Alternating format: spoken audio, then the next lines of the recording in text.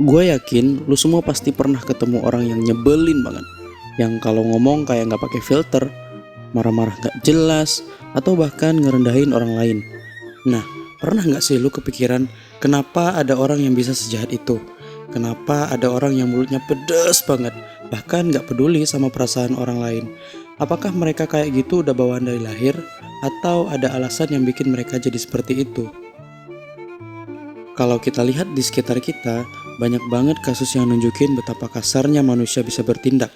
Dari mulai perundungan di sekolah, komentar jahat di media sosial, sampai kasus kekerasan di rumah tangga.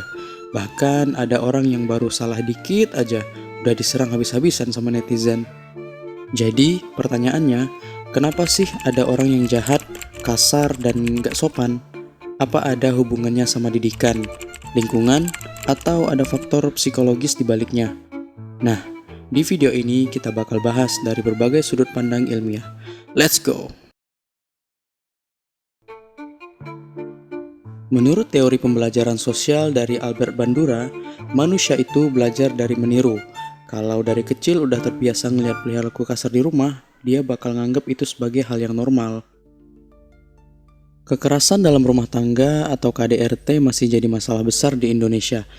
Data dari Kementerian Pemberdayaan Perempuan dan Perlindungan Anak tahun 2023 nunjukin bahwa lebih dari 20.000 kasus KDRT dilaporkan setiap tahun. Anak-anak yang tumbuh di lingkungan seperti ini bisa aja dan cenderung ngikuti pola yang sama pas mereka gede. Misalnya, si Andi waktu kecil sering lihat bapaknya marah-marah dan bentak ibunya. Lama-lama Andi terbiasa dengan pola itu. Pas sudah gede, tanpa sadar dia juga jadi gampang marah dan kasar ke orang lain. Karena menurut dia itu adalah hal yang dalam tanda kutip biasa. Dan lebih bahayanya lagi, dia menganggap dengan cara seperti itu bisa menyelesaikan masalah. Solomon Asch bilang kalau manusia cenderung menyesuaikan diri dengan lingkungannya. Bahkan kalau itu berarti harus ikut-ikutan melakukan sesuatu yang negatif. Ini yang namanya peer pressure. Kasus perundungan atau bullying di sekolah masih sering terjadi.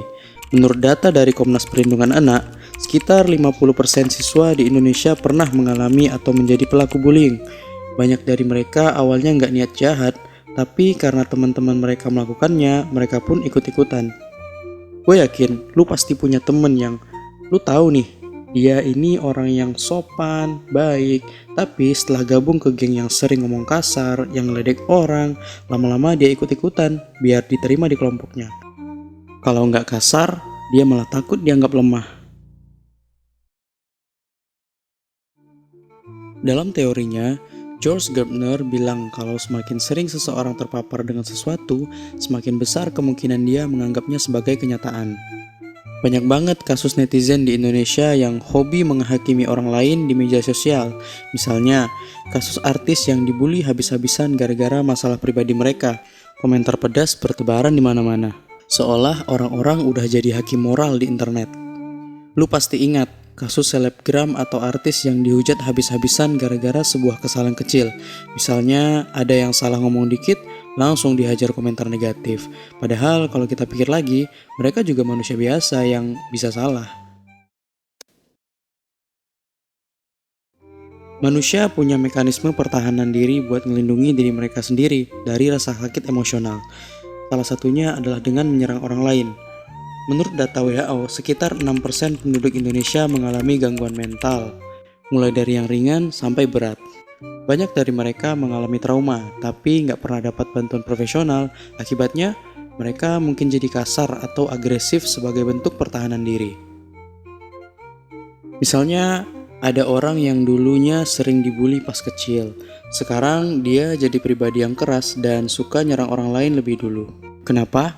Karena dia takut kalau dia baik, orang lain bakal manfaatin dia lagi. Teori ini bilang kalau manusia yang gak bisa mengatur emosinya dengan baik bakal cenderung gampang marah dan agresif. Banyak orang yang gampang emosi tapi gak tahu cara ngelola emosinya dengan sehat.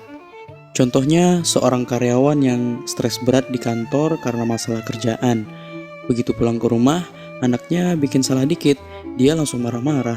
Ini namanya displacement. alias melampiaskan emosi ke orang yang gak ada hubungannya sama masalah yang sebenarnya.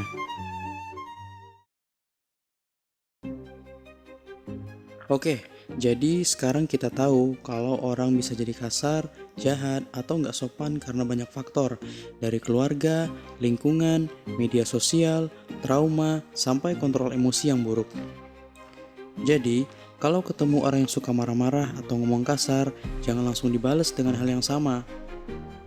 Yang terpenting, lu dengerin dulu apa yang pengen dia sampaikan, dan pahami penyebabnya. Kadang mereka cuma butuh disadarin kalau cara mereka salah. Dan buat lo sendiri, kalau ngerasa gampang marah atau ngomong kasar tanpa sadar, coba deh introspeksi. Lu marah karena apa? Apa karena capek, stres kerja, ekspektasi nggak terpenuhi, atau ada orang tertentu yang bikin emosi?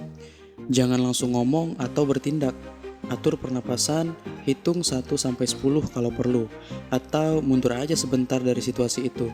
Coba pikirin apakah hal ini worth it buat gua marahin? Atau gimana kalau gue lihat dari sudut pandang lain?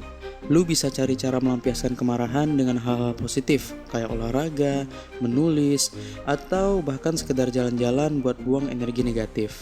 Karena yang namanya marah kalau dipendam, nanti bakal meledak di waktu yang salah. Kalau lu udah coba semuanya tapi masih gampang emosi, mungkin lu butuh ngobrol sama orang yang lebih paham, kayak psikolog atau mentor yang bisa ngasih perspektif baru. Selain 5 faktor tadi, menurut lu apa sih penyebab orang bisa marah-marah, kasar, dan gak sopan? Dari beberapa case yang udah kita bahas, ada gak yang bikin lu inget sama teman-teman lu, lingkungan lu, atau justru relate sama diri lu sendiri? Ceritain pengalaman lu di kolom komentar.